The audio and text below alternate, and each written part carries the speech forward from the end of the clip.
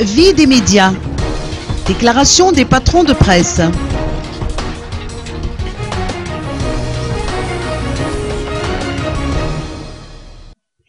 Les patrons et responsables des télévisions et radios privées opérant dans la capitale, soutenus par ceux des régions, se sont réunis aujourd'hui. Ils ont fait la déclaration suivante à l'occasion de cette réunion. Les patrons et responsables des télévisions et radios privées opérant dans la capitale, soutenus par ceux des régions, se sont réunis jeudi 11 septembre dernier. L'objectif a été de se pencher sur deux sujets touchant le domaine de l'audiovisuel et qui suscitent actuellement un certain nombre d'interrogations. Le premier sujet concerne la licence d'exploitation. Il a été constaté que l'État lui-même fait entorse aux lois en vigueur dans la délivrance de la licence d'exploitation.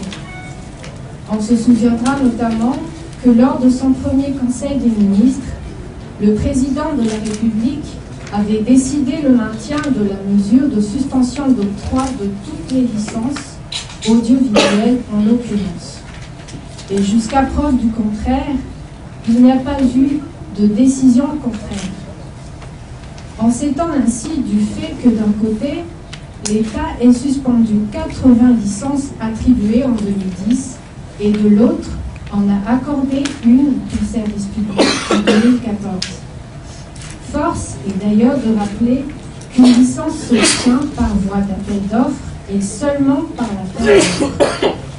Pareillement, un laxisme flagrant règne autant à l'autorisation d'exploitation des télévisions et radios de la capitale. La situation pourrait faire tache d'huile dans toutes les régions et créer le désordre au sein de tout le paysage audiovisuel malgache qui risque de se retrouver avec un nombre incommensurable de chaînes et de stations.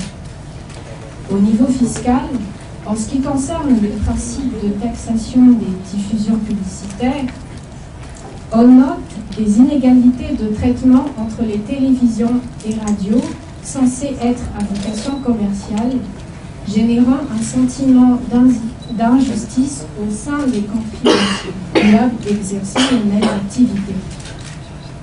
Enfin, de nombreuses questions se posent face au manque, voire l'absence totale de transparence et d'informations relatives à l'exploitation de chaînes ayant obtenu une licence spéciale, alors que parallèlement, les procédures concernant la mise en place et l'exploitation de certaines chaînes à vocation de service public n'ont pas non plus été respectées. Le deuxième sujet a trait au basculement à la télévision numérique terrestre, TNT.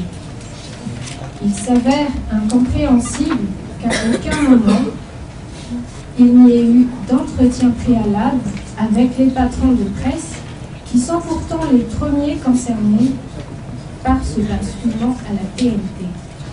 Et pourtant, le pays est actuellement à 9 mois du démarrage prévu en juin 2015.